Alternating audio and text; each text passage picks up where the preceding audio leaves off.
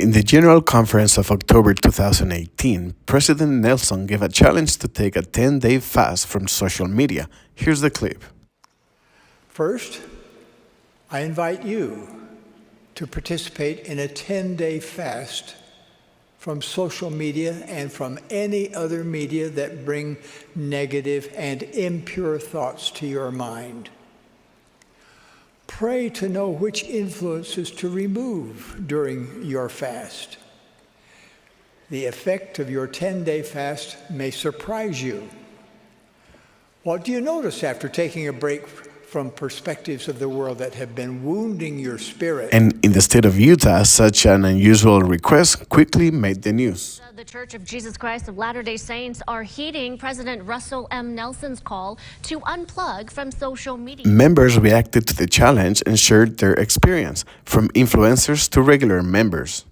So with this social media fast, a lot of good things. So for the past month, as I've gotten back on social media, I've done my best. Now, while faithful members of the church fasted from social media and turned off their phones, that very same week, major news broke about President Nelson's own daughter and her husband. Here show the clips from the news. Now, I have muted triggering words and I have removed parts that can hurt viewer sensitivity, but I include the links in the description of this video for those who want to watch what went public in national TV the week that President Nelson plead for a social media fasting.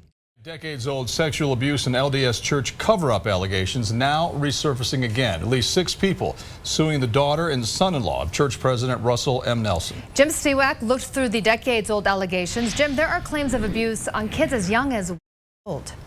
That's just one of the allegations in this 79-page suit. Now, the defendants filed a motion to dismiss this thing. They want it thrown out. Their motion is 141 pages. Here it is right here. I read through all of them today, and the defendants, they are going to put up a fight. The allegations of abuse stem back to the 1980s, accusing a John and Jane Doe of an LDS church leader that held parties and kids as young as. The suit claims after the victims came forward, church elder Neil A. Maxwell blessed them and told them to forgive and forget. The suit claims if church leaders had taken further action with police, the abuse might not have happened. But it wasn't until court records to dismiss the suit filed Wednesday in federal court show that the John and Jane Doe defendants are actually church president Russell M. Nelson's daughter, Brenda Miles, and her husband, Richard. In their dismissal motion, the Miles deny all allegations. They claim the victims only came forward after meeting with a psychologist alleged to be at the center of a satanic ritual scare back in the 1980s. The LDS Church was not named as a defendant in the suit, but because it involves the daughter and son-in-law of President Nelson, the church sent a statement saying, in part, these allegations of interference or cover-up are baseless and offensive. Law enforcement investigated this matter in the 1980s and took no action against the church or its leaders. So I asked the attorney for the plaintiffs why file this now, and he responded by saying because these alleged victims now have a voice, they want to be believed, and they want justice for living with the shame and pain of what happened to them as children. The defendants go on to say that the statute of limitations has passed, and that is grounds and a basis for this suit to be thrown out. We have put a copy of this claim, this complaint, up on our website, KUTV.com, if you would like to see it. It has been fully redacted. Guys, back to you. Here's another one from Fox News. Only as John and Jane Doe have filed a lawsuit alleging abuse and a cover-up by prominent people within the Church of Jesus Christ of Latter-day Saints. Today, some of the alleged victims spoke to Fox 13.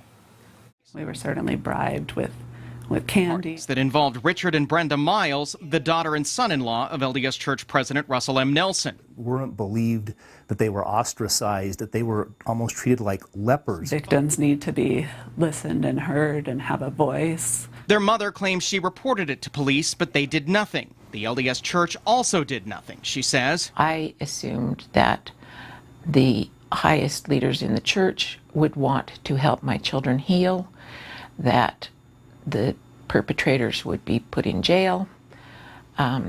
I was very quickly disillusioned of that. But if somebody had done the right thing, the first time, then the abuse never would have happened, and it was pretty horrific. The lawsuit accuses the Miles of using their status within the LDS Church to cover up crimes. The lawsuit originally named the Miles under pseudonyms, but their lawyer chose to publicly reveal their identity. It could very well be a coincidence that the news regarding President Nelson's daughter were released on the same week he pleaded for members not to look at social media. But the church has a long history of silencing victims in order to avoid at all costs for this type of abuse to surface. Floodlead.org keeps track of hundreds of cases involving the LDS Church and how it resolves issues to avoid litigation. Here's a recent example where the church paid $32 million to the victim as a settlement to keep it from moving to court. Note that this is your tithing money. You can also see the court documents for those abusers that end up going through the system. You should check it out.